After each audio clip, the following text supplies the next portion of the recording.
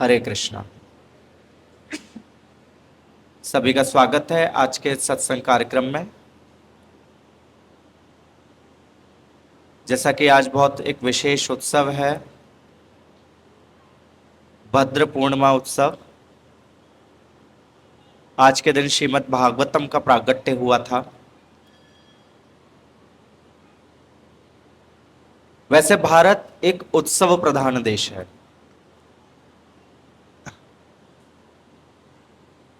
यहाँ जो उत्सव है,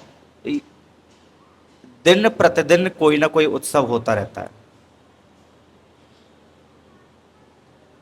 ऐसा कोई दिन नहीं जाता कि भारत में कोई उत्सव ना होता हो।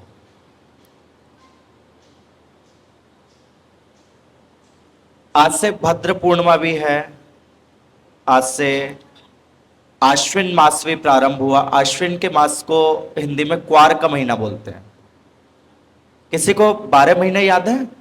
इधर प्रभु जी में से कोई माताओं को तो याद होंगे हिंदी के 12 महीने। हाँ जी, प्रभु जी को, अखिलेश प्रभु को याद है।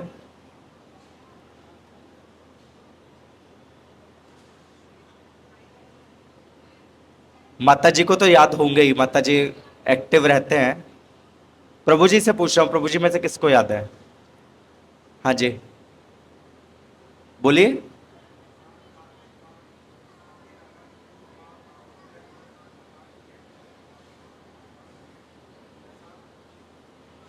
देखिए, सीधा सीधा सा सीक्वेंस है, मैं बताता हूं।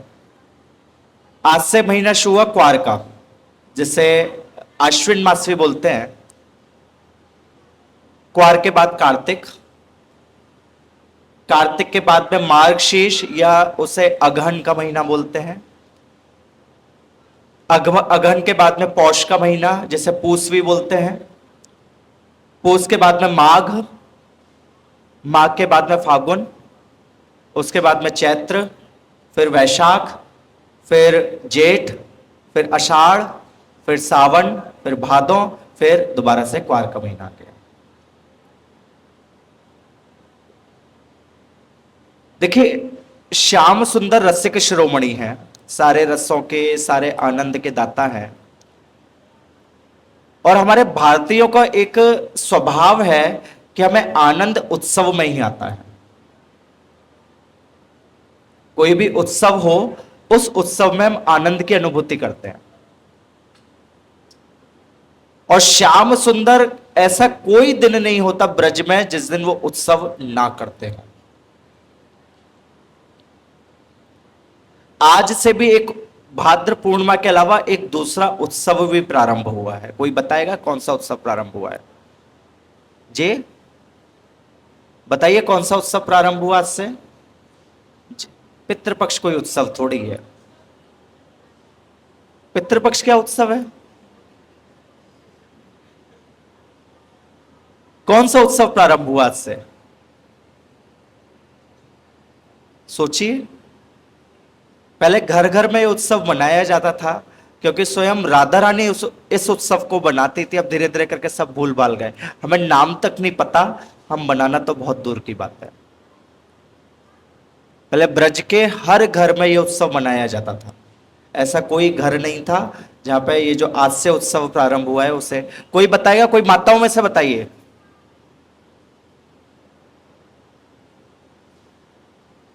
आज से जो उत्सव प्रारंभ हुआ है वो सांझी का उत्सव प्रारंभ हुआ है। सांझी का नाम तो सुना है ना? सांझी बोलते संध्या की देवी को श्रीमती राधा रानी ने श्याम सुंदर को प्राप्त करने के लिए संध्या की देवी की उपासना करी थी। और 16 दिन का उत्सव होता है। कुछ लोग पितृपक्ष का उत्सव मनाते हैं, बट ब्रजवासी लोग, राधिका, राधा रानी, गोपिकाएं सब सांझी का उत्सव मनाती हैं।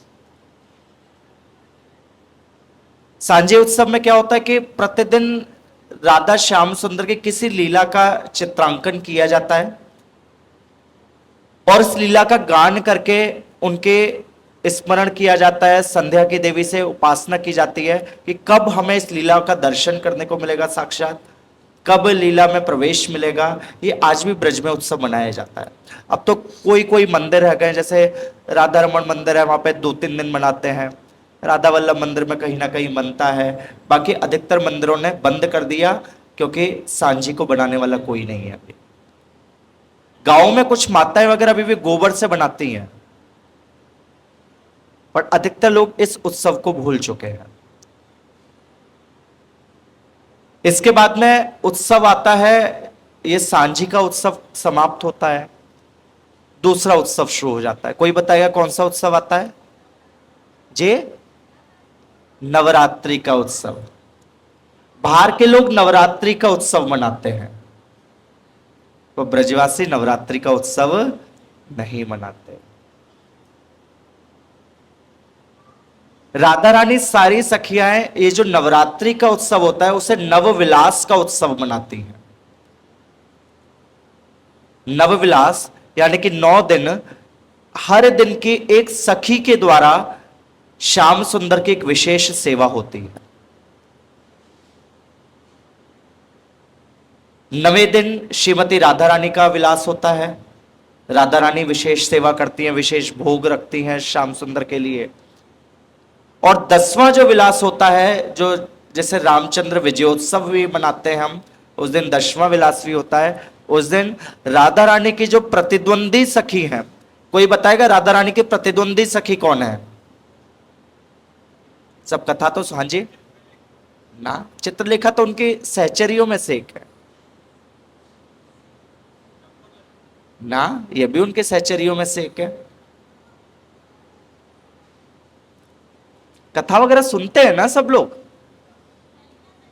ललिता सखी तो उनकी मुख्य सखी हैं, वो कैसे उनके प्रतिद्वंदी विरोधी हो जाएंगी जी? हाँ बताइए। चंद्रावली सखी माता जी को पता है। चंद्रावली सखी कौन है? राधा रानी के चाचा चंद्रभानु की पुत्री चंद्रावली है। राधा रानी ने बहुत सारी लीलाएं करी, मान की लीला करी, कभी रूठ के चली गई, वो चंद्रावली सखी के कारण ही करी। जो 10वां विलास होता है वो चंद्रावली सखी का होता है, क्योंकि भगवान सबके इच्छाओं की पूर्ति करते हैं, वांछा कल्पतरु हैं भगवान, तो चंद्रावली सखी की भी इच्छा की पूर्ति करते हैं। चंद्रावली सखी का जो गांव है वो खायरो गांव है, इधर राधा कुंड के पास में पड़ता है। एक कथा आती है, रघुनाथ दास गोस्वामी सभी जानते हैं, रघुनाथ दास गोस्वामी को सब जानते होंगे। वो राधा कुंड में रह करके भजन किया करते थे, और रघुनाथ दास गोस्वामी का एकमात्र आहार था कि एक दोना छाछ पीते थे, और कुछ नहीं खाते थे, पूरे दिन में एक दोना छाछ पिया करते थे। एक दिन वो बैठ के भजन कर रहे थे, एक उसे खायरो गांव से एक ग्वाला आया छाछ लेकर के, उसने रघुनाथ दास गोस्वामी को दी कि तुम इस छाछ को पियो। रघुनाथ दास गोस्वामी ने छाछ को ले लिया, उसने दोने में छाछ दी थी। वो दोना जिस पत्ते का था, वो पत्ता उस खायरो गांव में ही उसके वृक्ष मिलते हैं, और कहीं उसके वृक्ष नहीं होते। बहुत बड़ा सा पत्ता होता है, उसके एक ही पत्ते को फोल्ड कर दो, उसका दोना बन जाएगा। रघुनाथ दास गोस्वामी ने जब देखा उस दोने को, उससे पूछा कहां से लेकर आया है। उसने कहा आपको छाछ पीनी है, आप छाछ पीते हो, आप छाछ ग्रहण करो। नहीं, कहां से लेकर आया बता तो सही। उसने बताया खायरो गांव की है, चंद्रावली सखी के गांव की। उसने कहा नहीं, उन्होंने फेंक दी छाछ कि मैं राधा रानी के जूत का हूं, राधा रानी का उपास्य हूं, मैं चंद्रावली की छाछ ले लूंगा, मैं कैसे काम चलेगा। तो चंद्रावली सखी राधा रानी की प्रतिद्वंदी सखी है। बरसाने में जो मान मंदिर है, मान मंदिर की लीला है, चंद्रावली सखी के कारण ही हुई।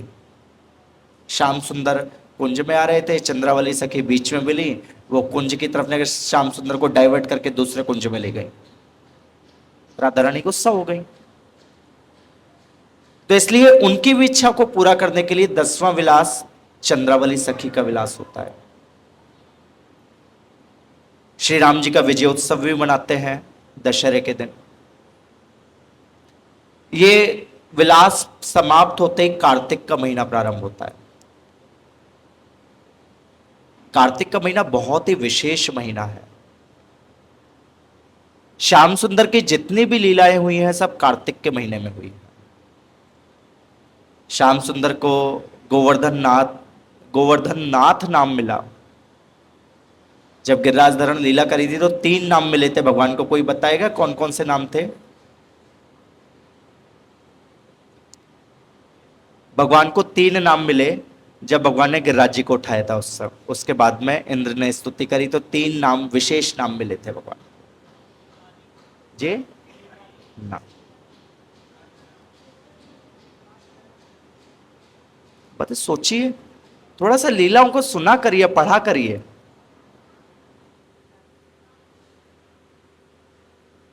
पहला नाम मिला था उन्हें इंद्रदमन, दूसरा नाम मिला था देवदमन और तीसरा नाम मिला था नागदमन।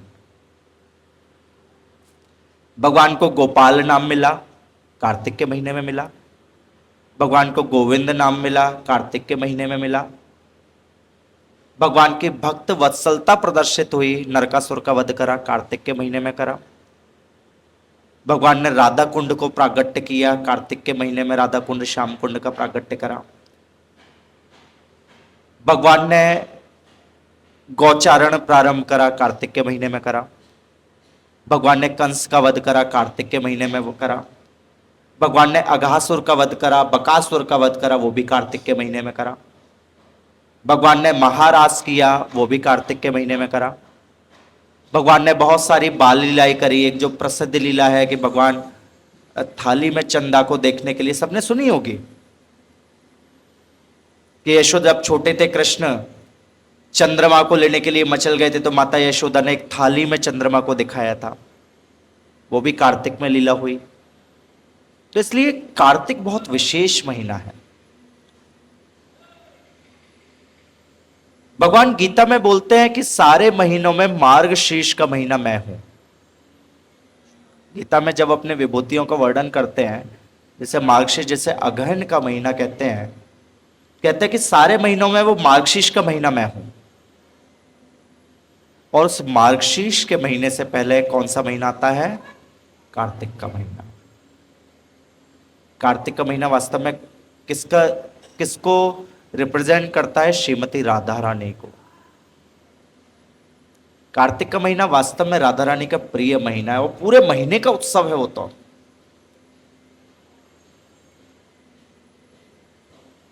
कार्तिक का महीना समाप्त होता है, उसके बाद में अगहन का महीना स्टार्ट होता है। अगहन के महीने में भी पूरे 1 महीने का उत्सव होता है। बहुत सारे भक्त लोग उत्सव करते हैं। कोई बताएगा कौन सा उत्सव होता है? सोचिए। अगहन के महीने में पहले दिन से कात्यायनी व्रत प्रारंभ होता है। सारी गोपिकाओं ने मिल करके बालू से माता कात्यायनी की मूर्ति बनाई, उनकी सेवा करी। क्यों? ताकि कृष्ण प्रसन्न हो जाए, कृष्ण की प्राप्ति हो जाए। देखिए, हम लोगों के साथ समस्या है कि हम देवी देवताओं की पूजा करते हैं, बट हमारी पूजा करने का उद्देश्य होता है कि अपने सकुशलता, अपने धन धान्य की प्राप्ति, अपने मंगल के लिए करते हैं। देवी देवताओं की पूजा गोपिकाएं भी करती थी, नंद बाबा भी करते थे, यशोदा माता भी करती थी, पर उनका करने का उद्देश्य होता था कि कृष्ण की सकुशलता, कृष्ण की प्रसन्नता। कोई यशोदा माता से झूठे को करके बोल देता कि तुम्हारे लाला पे संकट आ रहा है, तुम इनकी पूजा कर लो जाकर के, यशोदा माता तुरंत पूजा करने के लिए पहुंच जाती थी।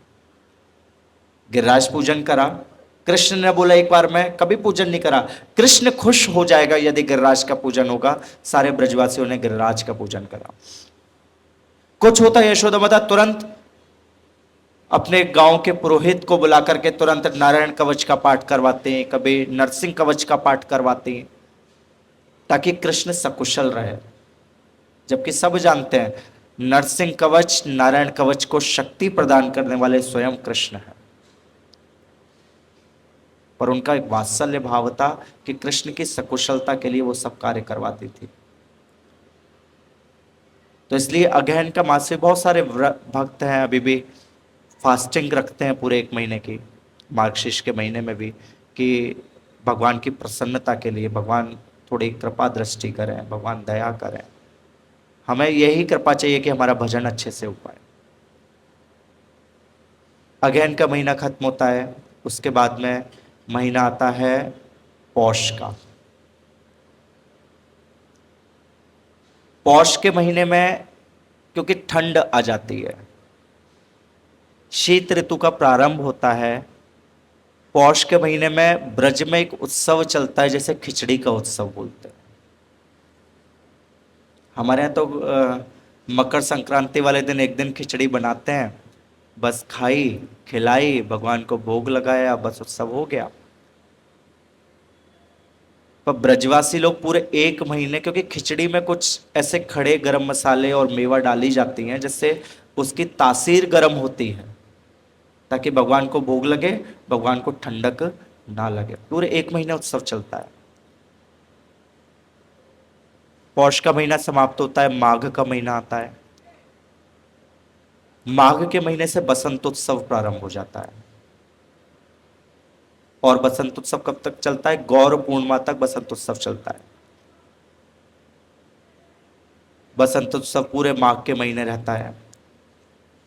उसके बाद में फिर चैत्र का महीना आता है। आधे चैत्र के महीने में बसंत उत्सव रहता है, आधे चैत्र के महीने में भगवान का फूल डोल रहता है। उसके बाद में बैशाख का महीना आता है। बैशाख के महीने में गर्मी का उत्सव शुरू हो जाता है। ब्रजवासी इतने चतुर होते हैं कि वो कोई भी ऐसा अवसर होता है उसे फेस्टिवल बनाने से नहीं चूकते। हमारे यहाँ जन्माष्टमी के दूसरे दिन 1 दिन का नंदोत्सव होता है।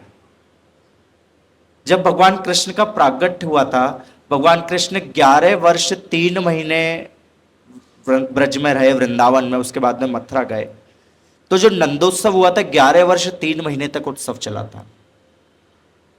जितने दिन भगवान रहे उतने दिन उत्सव होता था। आज किसका उत्सव है? आज कृष्ण ने बैठना शुरू करा, उत्सव हो रहा है। आज कृष्ण ने तुतला के कुछ बोलना शुरू करा, उत्सव हो रहा है।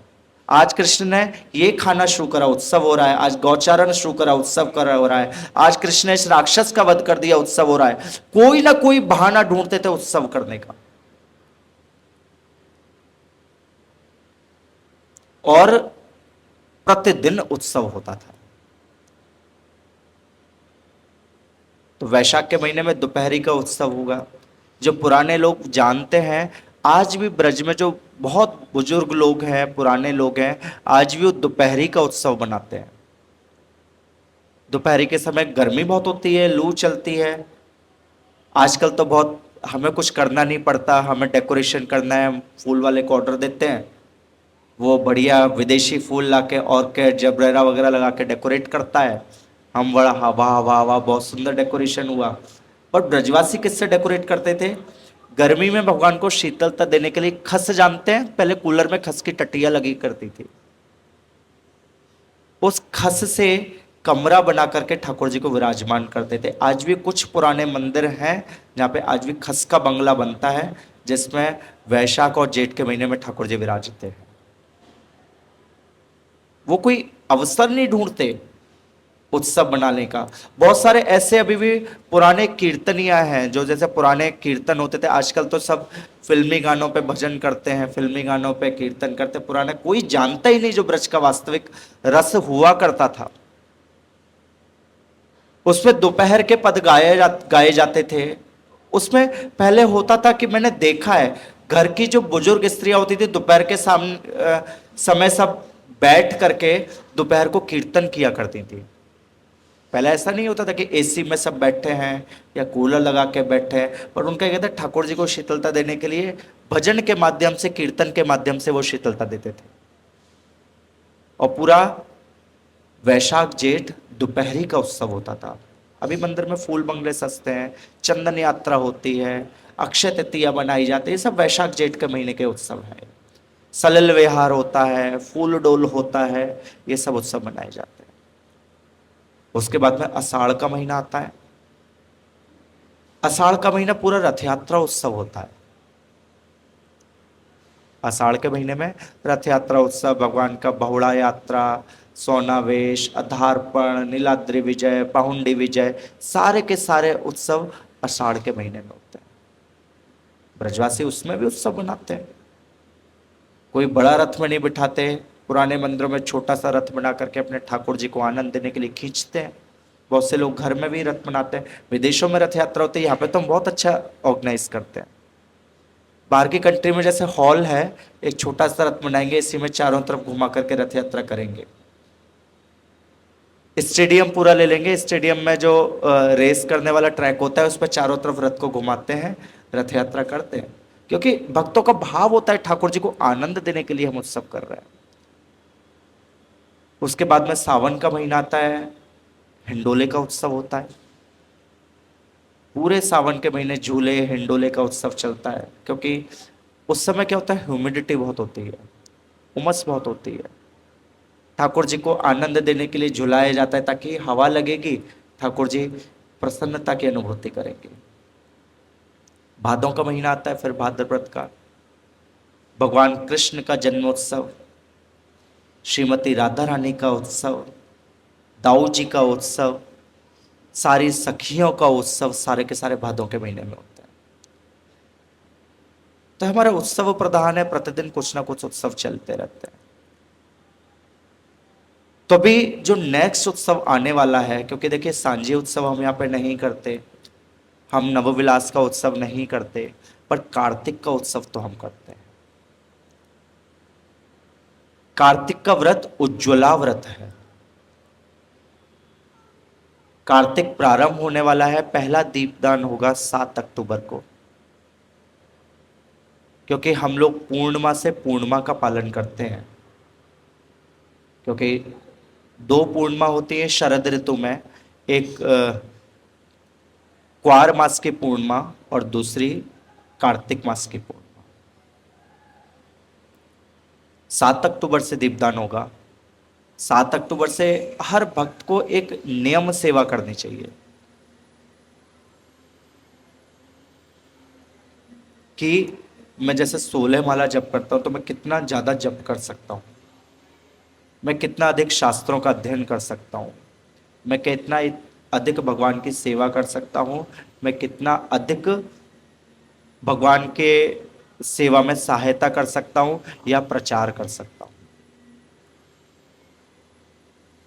तो इसलिए कार्तिक उत्सव बहुत विशेष है। पहले दिन से अगर कार्तिक उत्सव की चर्चा करें तो सबसे पहला दिन जिसे शरद पूर्णिमा बोलते हैं, उस दिन प्रथम रास हुआ था और उसी दिन एक लीला हुई थी जब भगवान कृष्ण चंद्रमा को देखने के लिए मचले थे। क्योंकि शरद पूर्णिमा का चांद था, बहुत सुंदर दिखाई दे रहा था। भगवान कृष्ण मचल गए कि माता मुझे तो चंद्रमा लेना है। माता ने एक थाली में उस चंद्रमा का दर्शन करवाया, श्याम सुंदर को संतुष्ट करा। आज भी वो थाली और वो जल वो विराजमान है ब्रज में। कोई बताएगा कहां पर है? जहां पर माता ने भगवान को चंद्रमा का दर्शन करवाया था थाली में। गोवर्धन गए हैं सभी? गोवर्धन के पास में एक गांव है जिसका नाम है पारसौली गांव। पारसौली गांव में एक सरोवर है जिसका बोलते हैं चंद्र सरोवर। वो चंद्र सरोवर सूरदास जी की भी तपोस्थली है। वहां पर वो सरोवर है जो बहुत रमणीक स्थल है, हर किसी को पता नहीं, कोई जाता नहीं। ब्रज विकास ट्रस्ट ने बहुत सुंदर सा उसको रिनोवेट करवा करके, घाट वगैरह बना करके, ओपन थिएटर बनाया है, बहुत सुंदर बनाया है। हमारे यहाँ के भक्त लोग जाते हैं उधर, 2-2 3-3 घंटे कीर्तन करते हैं उस थिएटर पर बैठ करके। स्टेट्स वाला जैसे थिएटर है, नीचे स्टेज, ऊपर की तरफ सीढ़ियां बनी हुई है भक्तों के बैठने के लिए, बहुत सुंदर स्थान है। तो यहां पर लीला हुई, पहली लीला हुई कार्तिक की। फिर आता है तृतीया, पूर्णिमा के बाद में। सभी को पता है भगवान ने वध करा था धेनुकासुर का। धेनुकासुर कैसे वेश में आया था जी? जी, गधे के रूप में आया था। कहां रहता था धेनुकासुर? तालवन में। तो तृतीया के दिन भगवान ने उस धेनुकासुर का वध करा। आज भी तालवन बहुत सुंदर जगह है, बहुत सुंदर दाऊ जी का मंदिर है। वहां पे 2 ताल के वृक्ष अभी भी हैं। पहले तो पूरा जंगल हुआ करता था, अब सब पूरा नष्ट हो गया। आज भी वहां पर जगह है। ये भी कार्तिक में लीला हुई। चतुर्थी के दिन भगवान ने बकासुर का वध करा। बकासुर का कहां पे वध हुआ? वृंदावन के पास में यमुना पार करके एक स्थान है जिसे बेलवन बोलते हैं, वहां पे भगवान ने बकासुर का वध करा। उसके बाद में षष्ठी के दिन भगवान ने अघासुर का वध करा। अघासुर का कहां वध हुआ? जीएलए के सामने एक गांव है जिसका नाम है अझाई, जहां पे भी इस्कॉन का वर्तमान में गुरुकुल है। उस स्थान पे भगवान ने अघासुर का वध करा। फिर आई अष्टमी। अष्टमी के दिन भगवान ने अरिष्टासुर का वध करा। अरिष्टासुर जो एक गौवंश के रूप में आया था, एक बैल के रूप में आया था। और भगवान ने उसी दिन 2 सबसे पवित्र तीर्थों का प्रागट्य करा। कौन कौन से तीर्थ हैं? राधा कुंड और श्याम कुंड। अष्टमी के दिन उसका वध हुआ और ये सब हुआ। उसके बाद में आती है रमा एकादशी। ये जो अष्टमी के बाद में एकादशी आती है, रमा एकादशी आती है। उस दिन भगवान से माता लक्ष्मी मिलने के लिए आई थी कि ब्रज का वैभव सुना कि ब्रज में इतना सब हो रहा है, तो माता लक्ष्मी भी वैकुंठ छोड़ करके आई। उस एकादशी के दिन आई, व्रत करने के लिए, तपस्या करने के लिए। तो इसलिए उस दिन का नाम ही रमा एकादशी पड़ा। आज भी वो माता लक्ष्मी वृंदावन में प्रवेश के लिए तपस्या कर रही हैं। कहां विराजमान है वो? बेलवन में। उन्हें भोग पता है किस चीज का लगता है? केवल खिचड़ी का भोग लगता है। खिचड़ी कैसी? दाल चावल मिली हुई, बिना नमक की खिचड़ी। उसे खा करके तब से तपस्या कर रही है। किस लिए? कि वृंदावन में प्रवेश मिल जाए। उसके बाद में द्वादशी के दिन से समुद्र मंथन प्रारंभ हुआ। समुद्र मंथन भी कार्तिक के महीने में हुआ है। समुद्र मंथन से धन्वंतरी जी प्रकट हुए। समुद्र मंथन से ये जो चित्रगुप्त थे, इनके देवताओं के जो लेखाकार हैं वो भी प्रकट हुए। समुद्र मंथन से ऐरावत हाथी प्रकट हुए। कुल मिला के 14 रत्नों की प्राप्ति हुई। समुद्र मंथन से माता लक्ष्मी भी प्रकट हुई। ये द्वादशी के दिन से समुद्र मंथन का प्रारंभ हुआ कार्तिक के महीने में। सबसे पहले त्रयोदशी के दिन धन्वंतरी जी प्रकट हुए। जैसे उस दिन को धनतेरस भी बोलते हैं, कोई लक्ष्मी जी की उपासना करते हैं, ये सब करते हैं। चतुर्दशी के दिन भगवान ने अपनी भक्त वत्सलता को प्रदर्शित करा। कैसे भक्त वत्सलता को प्रदर्शित करा? भगवान ने अपने स्वयं के पुत्र नरकासुर का वध करा। भगवान ने देखा कि मेरे लिए कौन श्रेष्ठ है? मेरे भक्त श्रेष्ठ है। यदि मेरे भक्तों के ऊपर कोई भी उनके भजन में, उनके रक्षा के लिए मुझे कुछ भी करना पड़ेगा, मैं करूंगा। और भगवान ने अपने खुद के पुत्र नरकासुर का वध करा चतुर्दशी के दिन, जिसे हम नरक चौदसवीं बोलते हैं, नरक चतुर्दशी बोलते हैं। फिर दिवाली। दिवाली के दिन सबसे बड़ी लीला हुई जो है दामोदर लीला, जिसे कोई पकड़ नहीं सकता, कोई देख नहीं सकता, कोई समझ नहीं सकता। उस परब्रह्म साक्षात ईश्वर को माता यशोदा ने एक रस्सी से बांध दिया। बहुत आश्चर्यजनक लीला हो गई, क्योंकि जो बड़े बड़े ऋषि मुनि समाधि में ढूंढते हैं, कोई उनका दर्शन करना चाहता है, कोई तपस्या करता है, उनका सानिध्य प्राप्त करना चाहता है, उनको एक साधारण सी ग्वालिन माता यशोदा ने रस्सी से बांध दिया। इस दिवाली के दिन ये लीला हुई। उस दिन भगवान राम भी लौट करके आए। हमें भगवान राम से कोई आने जाने से कोई मतलब नहीं, हमें लक्ष्मी जी से मतलब होता है, इसलिए हम लक्ष्मी जी की पूजा करते हैं। कोई राम जी की पूजा नहीं करता उस दिन, दिवाली के दिन, क्योंकि हमारे लिए प्रधान कौन है? माता लक्ष्मी प्रधान है। वो माता लक्ष्मी रहेंगी तो सब कुछ रहेगा। उत्सव मनाते हैं कि भगवान राम कि वापस आए, तो इसलिए उत्सव मना रहे हैं। पर पूजा किसकी करते हैं? क्योंकि अयोध्या वासियों को राम के आने से खुशी हुई, हमें राम के आने से खुशी नहीं होगी। हमें किसके आने से खुशी होगी? माता लक्ष्मी के आने से खुशी होगी। इसलिए माता लक्ष्मी का उत्सव मनाते हैं। दूसरे दिन शुक्ल पक्ष प्रारंभ हो गया, प्रतिपदा के दिन, पड़वा जिसे बोलते हैं। भगवान ने सारे ब्रजवासियों के माध्यम से गोवर्धन पूजा करी। बहुत विशेष गोवर्धन पूजा हुई। गोवर्धन पूजा हुई, गोवर्धन पूजा करके आए। गोवर्धन पूजा के बाद में भगवान थक गए। भगवान ने आकर के यमुना जी पे स्नान करा और विश्राम लिया, जैसे हम मथुरा में विश्राम घाट बोलते हैं। भगवान ने सारे ब्रजवासियों के साथ स्नान करा था। उसकी एक प्रथा बन गई कि यम द्वितीया के दिन सब भाई बहन जाकर के आज स्नान करते हैं उधर। किया है किसी ने? नहीं करा। मथुरा में बहुत बड़ा मेला लगता है विश्राम घाट पर, जिस दिन भाई दूज होती है, जैसे यम द्वितीया भी बोलते हैं। उस दिन भाई बहन एक साथ जाकर के स्नान करते हैं यमुना जी में, और ऐसा आशीर्वाद लेते हैं कि हमें यम के फांस से मुक्ति मिल जाएगी। पर ब्रजवासी को उससे मतलब नहीं। उन्होंने कंस को ये गिरिराज को उठाया, ठाकुर जी थक गए हैं तो इसलिए यमुना स्नान करके वहां पे विश्राम करा, इसलिए विश्राम घाट है। ऐसा गर्ग संहिता में वर्णन आता है। पहले तो इंद्र समझ नहीं पाया, उन्होंने कहा क्या हो रहा है, क्या हो रहा है। द्वितीया के दिन उसे समझ में आया कि हाँ, इन्होंने तो धोखा कर दिया मेरे साथ।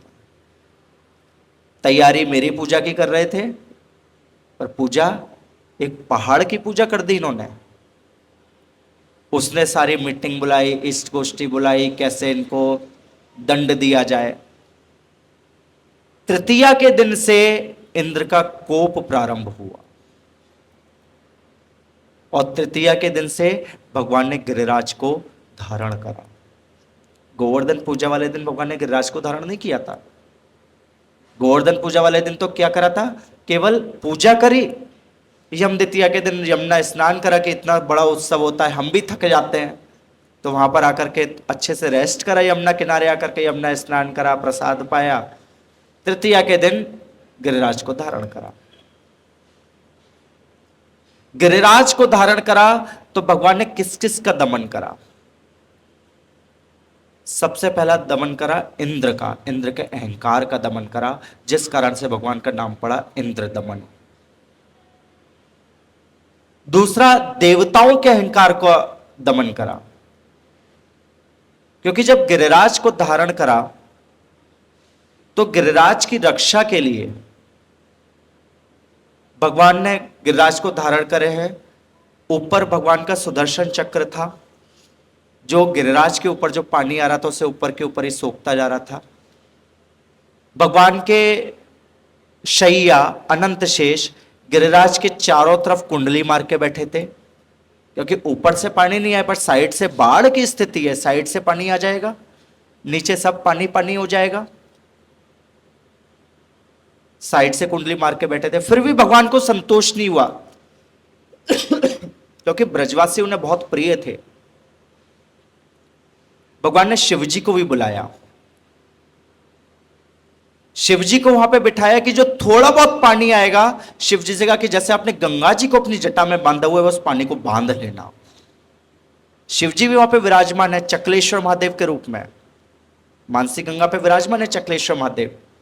सनातन गोस्वामी को और शिव जी का बहुत अच्छा संबंध रहा है, सभी को कथा पता है। सनातन गोस्वामी चक्लेश्वर महादेव पे बैठ के भजन किया करते थे। उधर के वो मच्छर बहुत हो गए, सनातन गोस्वामी भजन नहीं कर पाते थे। वो वहां से अपना कुछ तो था नहीं, एक करुआ था पानी पीने का, एक जपमाला थी, उसे उठा करके दूसरे स्थान की तरफ चल दिए। शिव जी ने कहा, अरे कहां जा रहे हो, तुम यहां पर रह के भजन करते हो, मुझे अच्छा लगता है, तुम यहीं रुको। सनातन गोस्वामी ने कहा कि नहीं, यहां पे मच्छर बहुत है, कीड़े बहुत हैं, मेरे भजन में बाधा होती है, इसलिए मैं यहां से जाऊंगा। शिव जी ने कहा कि आज से कीड़ा नहीं रहेगा कोई भी। आज भी उस स्थान की विशेषता है, जो कि पानी के कुंड के पास में मच्छर वगैरह बहुत होते हैं। सनातन गोस्वामी की जो भजन कुटीर है वहां पे एक भी मच्छर वगैरह नहीं होता, किसी मच्छरदानी की जरूरत नहीं है। तो इसलिए भगवान ने ब्रजवासियों को प्रोटेक्ट करने के लिए महादेव जी को भी प्रकट करा। और भगवान ने उन्होंने क्या करा कि जब सब कुछ हो रहा था, इंद्र ने ब्रजवासियों को परेशान करने के लिए अपने नागपाश से नागों को भी छोड़ा। कि उसने देखा कि पानी से कुछ नहीं हो रहा, सब लोग अंदर हैं, तो एक दो सांप छोड़ दो अंदर, उससे क्या होगा कि सब लोग विचलित होंगे, इधर उधर भागेंगे। भगवान ने उन नागों का भी दमन करा, इसलिए भगवान का नाम नाग दमन पड़ा। तो 3 नाम पड़े, देव दमन, इंद्र दमन और नाग दमन भगवान के। इसके बाद में 7 दिन गिरिराज को धारण करा। जब भगवान 3 वर्ष के थे तो अष्टमी आई, तो भगवान ने बछड़ों का चराना प्रारंभ करा। 8 वर्ष के हुए तो गैयाओं का चराना प्रारंभ करा, गोपाष्टमी वाले दिन ही। 7 वर्ष की अवस्था में गिरिराज को धारण करा था। तृतीया से धारण करके अक्षय नवमी के दिन भगवान ने उनको, इंद्र को बुला करके उसे क्षमा याचना प्रदान करी। सभी ने देखिए 2 ऐसी लीला हुई है जिसमें एक बार ब्रह्मा जी ने अपराध करने की कोशिश करी और एक बार इंद्र ने अपराध करने की कोशिश करी। इंद्र के अपराध को भगवान ने क्षमा कर दिया, जबकि इंद्र ने क्या करा था, इंद्र ने सबको मारने का प्रयास करा था। इतना बड़ा अपराध करा कि सबको, ब्रजवासियों को, पूरे ब्रज को डुबाने का प्रयास करा, पर भगवान ने उसे क्षमा कर दिया। दूसरा अपराध करा था ब्रह्मा जी ने, वो भी कार्तिक में हुआ। कार्तिक की एकादशी जो आती है, जिसे देव उठनी एकादशी बोलते हैं, उस दिन ब्रह्म विमोहन लीला हुई थी। ब्रह्मा जी के एक क्षण के दिन हुई, पर यहां पर 1 साल के लिए हुई। पर जब ब्रह्म विमोहन लीला हुई, ब्रह्मा जी आए, स्तुति करी, सब कुछ करा, वो ब्रह्मा जी से बात भी नहीं करी। आप देखिए भागवतम में ब्रह्म विमोहन लीला भी पढ़ेंगे, गिरिराज धरण लीला भी पढ़ेंगे। तो जब इंद्र स्तुति कर रहे हैं तो भगवान प्रत्युत्तर में कुछ बोल रहे हैं, जब ब्रह्मा जी स्तुति कर रहे हैं तो भगवान प्रत्युत्तर में कुछ भी नहीं बोल रहे। कारण इंद्र ने जो काम करा उससे भगवान बड़े प्रसन्न थे। अब कोई ऐसा कैसा काम कि मारना चाहते हो, भगवान प्रसन्न हो गए। भगवान इसलिए प्रसन्न थे, इंद्र ने सारे ब्रजवासियों को एक साथ इकट्ठा कर दिया। वैसे क्या होता था, कभी यशोदा माता साथ में तो ग्वाले अपने घर पर हैं, गौचरण में ग्वाले साथ है तो गोपिकाएं अपने घर पे हैं।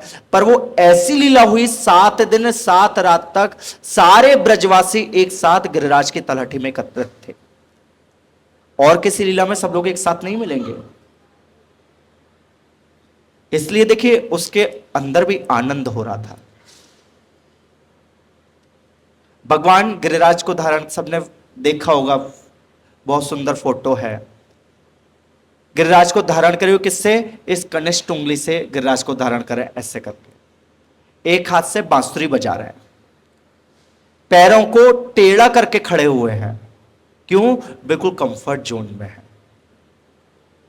हमें थोड़ा सा भारी वजन उठाने को मिल जाए, पूरे दांत को कस करके, पूरे हाथ टाइट करके बड़ी मुश्किल से उठाते हैं।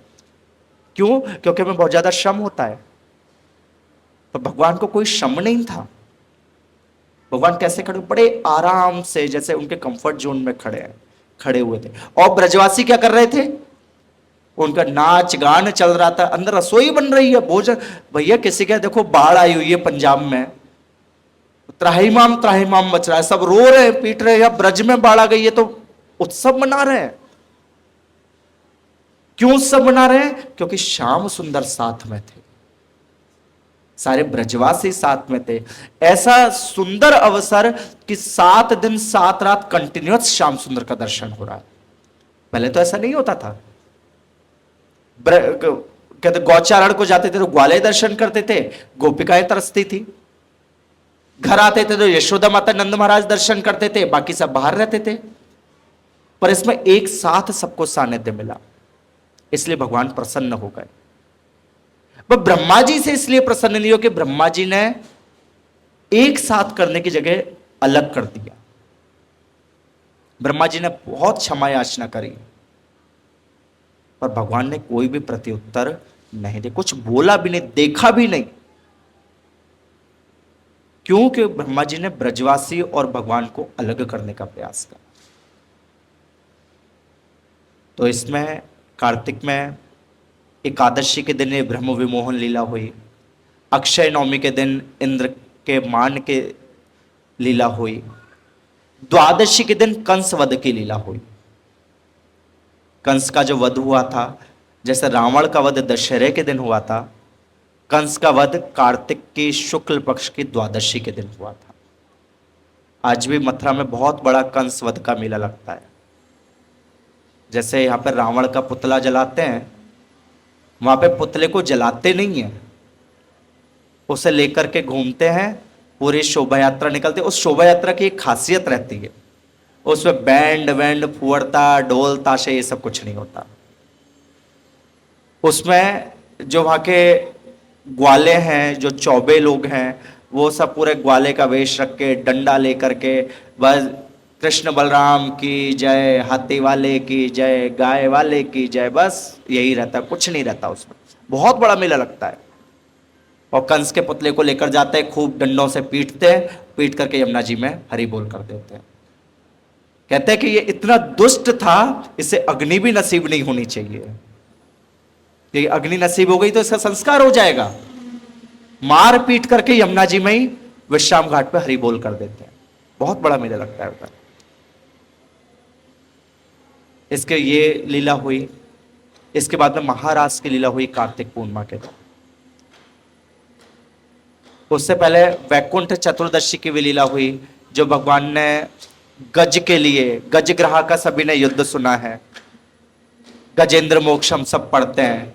वो गजेंद्र मोक्ष की लीला, गजग्रह की लीला वृंदावन में ही हुई। वृंदावन के में एक स्थान है रंग जी का मंदिर, रंग जी के पीछे वो गज मोक्ष कुंड है, जहां पर वो लीला हुई थी। तो इस चतुर्दशी के दिन ही लीला हुई। चतुर्दशी के दिन क्योंकि गज एक पशु होकर के सशरीर भगवान के धाम गया, तो इसलिए उसे वैकुंठ चतुर्दशी बोलते हैं। और उसी दिन एक और लीला हुई थी, भगवान ने दावाग्नि का पान किया था। भगवान लीला कर रहे थे, गौचारण कर रहे थे, कंस के असुर आ गए। कंस के असुरों ने आकर के अग्नि लगा दी, सारे ब्रजवासी भयभीत हो गए, भगवान उसे पी गए। वो भी वृंदावन में जगह दावानग कुंड रंग जी के मंदिर के पास में है। फिर कार्तिक पूर्णिमा, कार्तिक पूर्णिमा के दिन महारास की पूर्णिमा, जो सबसे बड़ी लीला है, जिसे महारास बोलता है। रास मतलब कि समर्पण। सर्वस्व तोमार चरण संपिया, बेहे नाना विधि व्यथा। सब कुछ भगवान को समर्पित कर दिया ब्रज गोपांगनाओं ने। वो उस दिन की लीला हुई। तो इसलिए कार्तिक बहुत विशेष महीना है। डेली कुछ ना कुछ उत्सव है, डेली कुछ ना कुछ कार्य है। तो इसलिए हम प्रयास करें कार्तिक की जो नियम सेवा है बहुत अच्छे से करें। कार्तिक में प्रतिदिन भागवतम का अध्ययन करें, भगवान की लीलाओं को पढ़ें। भागवतम नहीं है तो कृष्णा बुक तो पढ़ ही सकते हैं डेली। ग्रंथ अध्ययन बहुत आवश्यक है। नाम जप करें डेली। 16 माला तो नॉर्मल दिन में भी करते हैं, उत्सव के दिन हमें कम से कम 25 माला करना चाहिए। चैंटिंग शुरू करें। उसके अलावा कुछ सेवा करें। सेवा, धन की सेवा तो हर कोई कर देता है, शारीरिक सेवा करें। तो इसलिए प्रयास करें, कार्तिक का महीना आ रहा है, अच्छे से एक बम्पर सेल है कि हम बहुत अच्छे से भजन कर पाए, बहुत अच्छे से सेवा कर पा रहे हैं। बहुत ही विशेष महीना है, राधा रानी का प्रिय महीना है, उसमें हम करने का प्रयास करें। और सबसे अच्छा है यदि हम चैंटिंग के साथ साथ भागवतम का अध्ययन करें। तो कितने भक्त हैं जो भागवतम रखते हैं अपने पास में?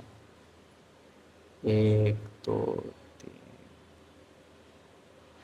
माताओं में से बहुत कम लोगों के पास भागवतम है। तो कोशिश करें, जिसके पास नहीं है, आज बहुत अच्छा दिन है, भद्र पूर्णिमा है, ग्रहण भी पड़ रहा है। ग्रहण में कुछ भी दान करना, कुछ भी लेना बहुत फलदायी होता है। दान मत कीजिए, अपने लिए, अपने कल्याण के लिए भागवतम तो ले ही सकते हैं।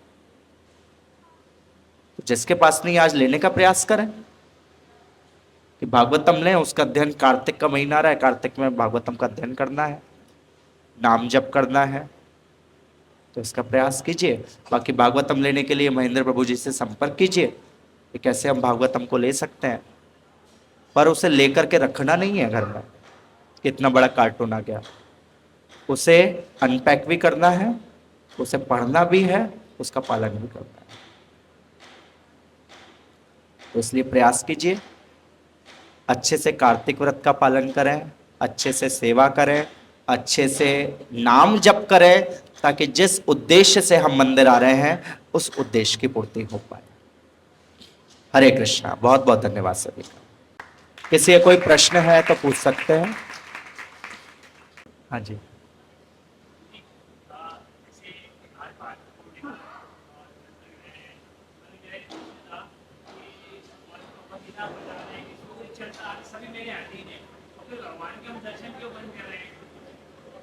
हम दर्शन बंद नहीं करना चाहते। अगर हम दर्शन बंद नहीं करेंगे तो आपके ग्वालियर के लोग बोलेंगे ये तो बड़े पाखंडी लोग हैं, कुछ जानते नहीं है। ग्रहण में दर्शन खुल के बैठे हैं। ग्रहण का प्रभाव भगवान पर नहीं पड़ता है। भगवान की सेवा होगी, अंदर ही अंदर सेवा होगी, पर पब्लिक के लिए हम दर्शन खोल दें तो यही कहेंगे ये तो कुछ जानते नहीं, ग्रहण के दिन मंदिर खोल के बैठे हुए। तो इसलिए जन सामान्य को देखते हुए, परिस्थिति को देखते हुए निर्णय लेना पड़ता है। अब भगवान पर ग्रहण का असर पड़ने लगे, लोग कहते हैं, कर्मी लोग, भैया ग्रहण पड़ रहा है, भगवान को कष्ट हो रहा है। भगवान को कष्ट हो रहा है तो फिर भगवान कैसे? भगवान तो सब, सूर्य चंद्रमा के सबको नियंत्रित करते हैं, सब कुछ भगवान के नियंत्रण में है। तो इसलिए विग्रह सेवा चलती है, बट बाहर के लोगों को देखते हुए इसलिए पट बंद करते हैं। मंदिरों में हमारे यहाँ पे सारी विग्रह सेवा चलेगी, और मंदिरों में तो देखिए यहाँ पे नहीं कर सकते। जगन्नाथपुरी जाइए, रात को 9:57 पे ग्रहण शुरू होगा, तो 9:57 पे मंदिर खुलेगा, दर्शन होंगे भगवान के। रात को 1:27 तक दर्शन रहेंगे। गोविंद देव जी जाइए, चलो पुरी तो दूर है, जयपुर में है गोविंद देव जी, रात को 9:57 पे ग्रहण के काल में दर्शन खुलेंगे। सब लोग बैठ करके वहां पे भजन कीर्तन करेंगे, दर्शन, ग्रहण खत्म हो जाएगा, सब लोग बाहर चले जाएंगे।